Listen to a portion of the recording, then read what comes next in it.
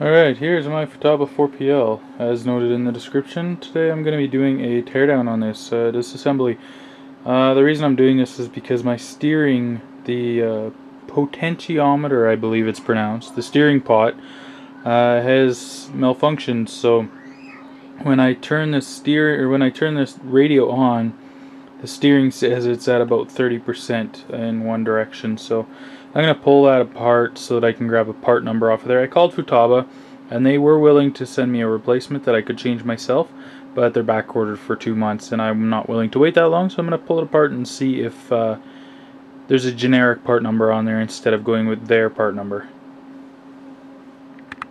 Alright, here we go. First thing I'm going to do is apologize if I get a little mixed up here. I'm doing the video from the side, so the orientation might not be ideal sometimes.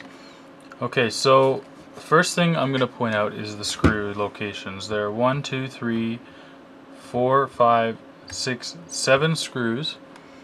These are just a Phillips head screw, and then there's one here which is a hex head screw.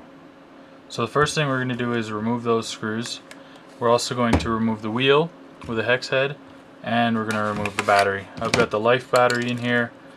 Very simple though, you just pull it out. You know how to change the battery if you've got one of these radios. Alright, so here's my tools. Basic Phillips head driver and my Torx bit, or hex bit, 2.5 mil is what's required. For the wheel, you just hold the wheel steady, twist the screw out, and it pops out of there like so.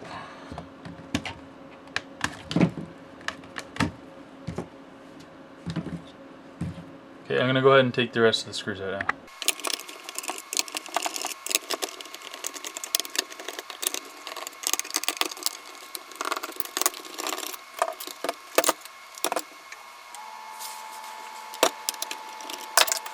Out of the way.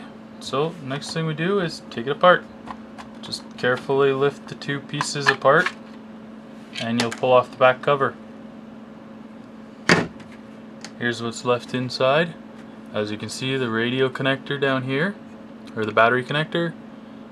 This is for the buttons, the switches. There you go. You can see those switches that are right there. And the chunk that fell out is the trigger.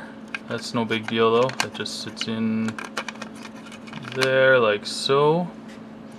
And then here's this charging port and diagnostics upgrade port that not sure what it's for because we can't use it as consumers.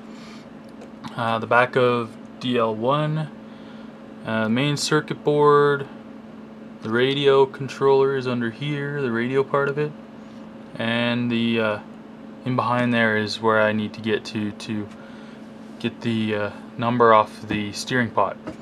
So the first thing I do here is pull these screen covers out, and there's another one for the buttons here. Pull those out, just get them out of the way. The screen just slides out from the side. The main circuit board also just slides out from the side. And in behind there are 4 screws to get to where or 3 screws to get to where I need to be to get to the steering pot. So I'm going to pull those out now.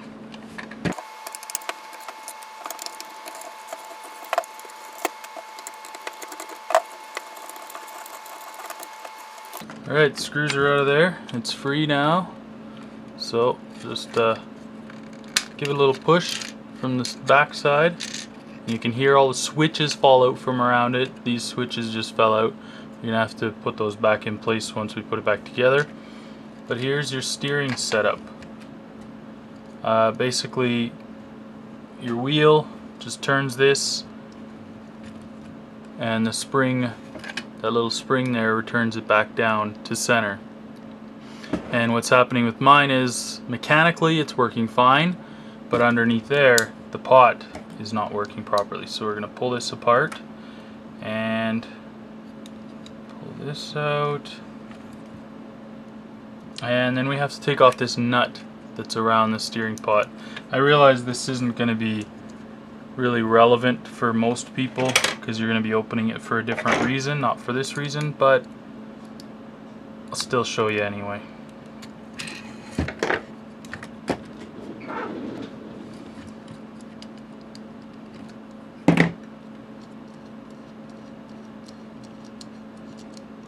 Once you remove that nut, then this plastic piece just lifts off. There's a washer in there, so don't lose that. And there's the steering pot.